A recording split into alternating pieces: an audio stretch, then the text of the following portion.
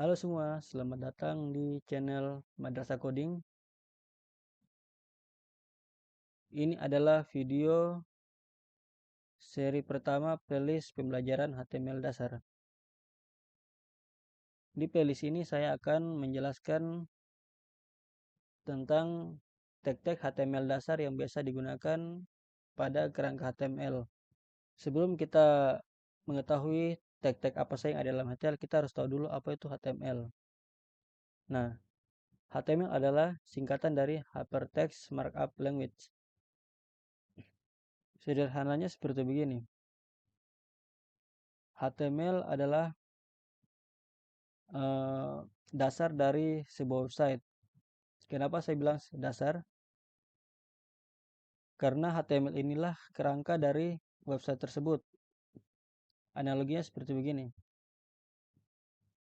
Jika kita membuat sebuah bangunan atau rumah, nah pastinya kita membutuhkan dasar atau fondasi.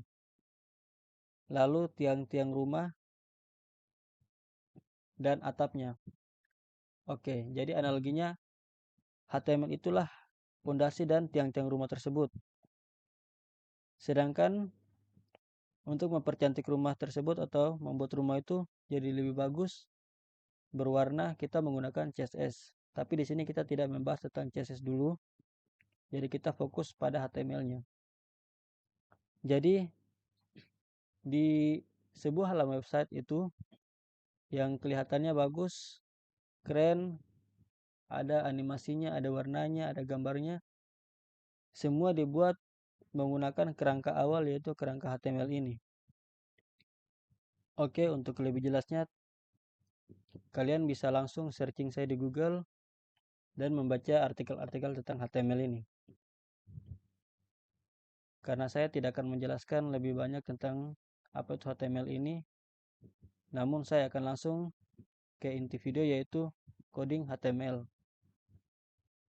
Untuk memulai coding, ada beberapa bahan yang harus kita persiapkan. Yang pertama yaitu text editor. Di sini saya menggunakan text editor Sublime Text. Teman-teman juga bisa menggunakan Visual Studio Code, Notepad++, atau Notepad yang ada di komputer masing-masing. Yang kedua adalah browser. Di sini browser ini digunakan untuk melihat hasil dari codingan yang kita buat atau menampilkan output dari codingan tersebut. Di sini saya menggunakan Google Chrome. Dan yang ketiga adalah folder untuk menyimpan semua file-file HTML agar tidak tercecer atau terhambur. Oke, di sini saya akan memulai dengan membuat folder baru.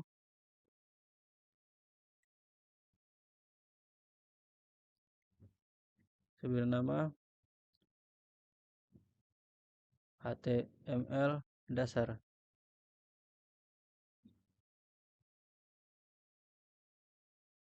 Oke, setelah foldernya jadi, langkah selanjutnya saya akan menjalankan text editor saya.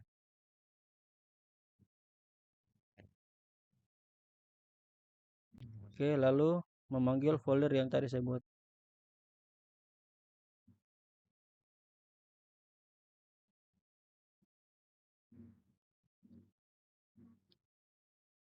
Oke, setelah foldernya sudah terpanggil, di sini saya akan membuat file baru, yaitu saya beri nama file index.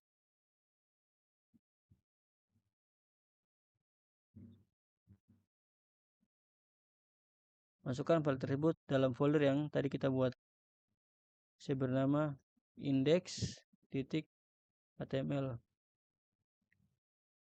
Perlu diperhatikan teman-teman bahwa titik HTML adalah format wajib yang harus ada di file HTML. Karena ini adalah ekstensi dari file tersebut, yaitu berupa teks HTML atau file HTML. Lalu save. Oke, ketika filenya sudah muncul di sini, sebelum saya menulis sintaks HTML di sini, saya ingin melihat hasil dari file yang sudah saya buat ini. Misalnya di sini saya menulis madrasah coding, lalu saya save dan kita lihat hasilnya.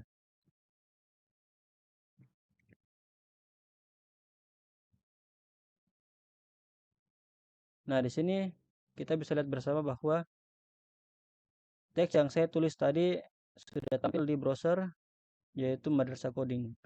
Namun perlu diingat bahwa teks tersebut atau teks ini belum termasuk dalam teks HTML karena dia belum memiliki sintaks HTML atau belum dibungkus dalam tag HTML. Dia masih berupa teks biasa atau plain text. Oke, sekarang kita akan membuat tag HTML. Untuk cara cepatnya di sebelum teks, saya dapat menuliskan HTML lalu menekan tab. Oke. Agar semua kerangka HTML otomatis tertulis tanpa saya menulis atau mengetik satu persatu. Oke, di sini ada beberapa tag HTML yang langsung otomatis terlihat. Ini adalah kerangka wajib yang harus ada di tag HTML. Yang pertama yaitu tag doctype. Nah, doctype ini di baris pertama ini dia berfungsi untuk memberitahu kepada browser bahwa tag HTML yang ada dalam file ini menggunakan tag HTML versi terbaru atau versi 5. Lalu di sini ada tag HTML pembuka dan diikuti tag head, title, dan body. Nah, perlu diperhatikan bahwa setiap tag itu memiliki penutupnya masing-masing. Contohnya seperti HTML ini, dia memiliki penutupnya, yaitu ditandai dengan tanda slash di depan tulisan HTML. Title juga memiliki penutup, head juga memiliki penutup, dan body. Di sini ada dua tag HTML yang wajib ada, yaitu tag head dan body. Nah, tag head sendiri ini adalah sebuah tag yang tidak terlihat atau tidak ditampilkan di halaman user.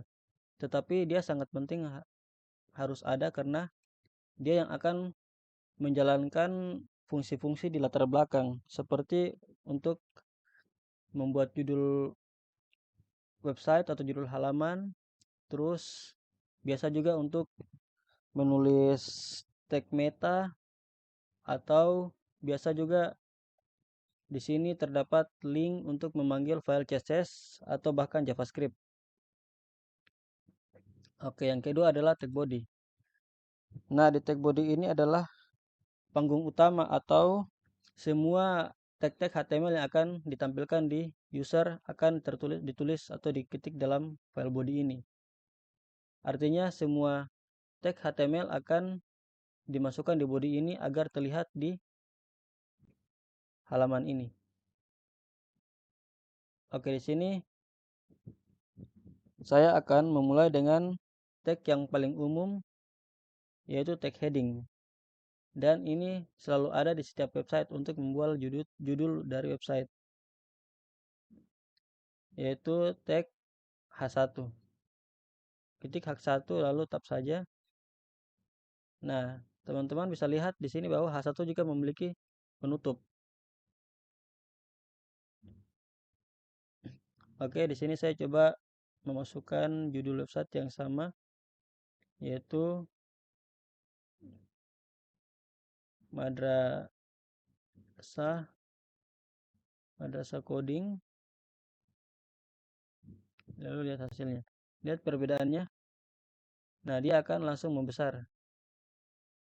Otomatis membesar karena tag H1 adalah tag yang biasa digunakan untuk membuat judul website. Tag H1 juga ini memiliki beberapa varian, yaitu tag H1, H2, H3 sampai H6. Di mana setiap tag itu memiliki ukurannya masing-masing. Dan setiap tag itu semakin besar angkanya, semakin kecil tulisannya. Misalnya saya akan copy di sini. Lalu saya gantikan Di sini menjadi H2.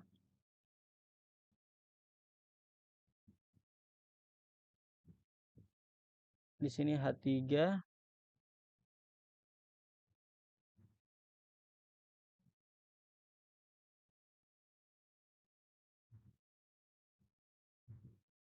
Oke, save dan lihat hasilnya. Nah, bisa diperhatikan bahwa tag dengan nomor urut pertama atau tag H1 memiliki ukuran lebih besar daripada H2 dan seterusnya H3. Di sini juga ada H4,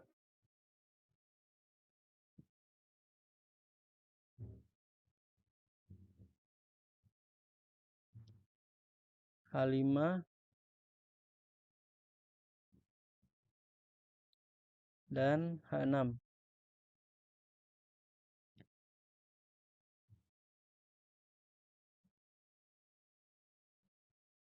Nah, H6 adalah tag heading yang sangat kecil atau paling kecil. Susunannya seperti begini. Dan tidak ada lagi selain dari H6. Selanjutnya, untuk membuat sebuah paragraf,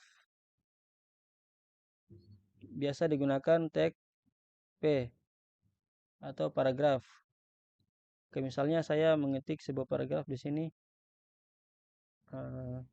Selamat, ini adalah halaman web pertama Anda. Save dan lihat hasilnya. Nah, di sini bentuk dan tulisannya otomatis berbeda. Dimana kalau dari bentuk tulisannya, H1 memiliki tulisan yang tebal atau bold, sedangkan untuk paragraf tidak bold, artinya dia tulisan biasa. Oke, di sini saya akan mencoba untuk menambahkan tulisannya dengan menggunakan lorem, lalu tab. Nah, lorem ini sebenarnya cuma bantuan dari text editor ini untuk membuat teks-teks acak agar kita tidak menuliskan atau berpikir untuk menuliskan teks apa yang ada dalam paragraf. Nah, dan lihat hasilnya. Hasilnya akan berbeda dengan tag heading. Nah, sini saya akan coba untuk menambah paragraf baru. Lorem lagi. Lihat hasilnya.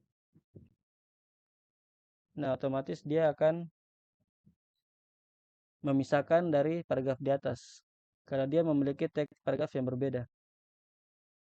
Berbeda jika teks paragraf ini saya hapus, misalnya saya hapus begini. Hapus.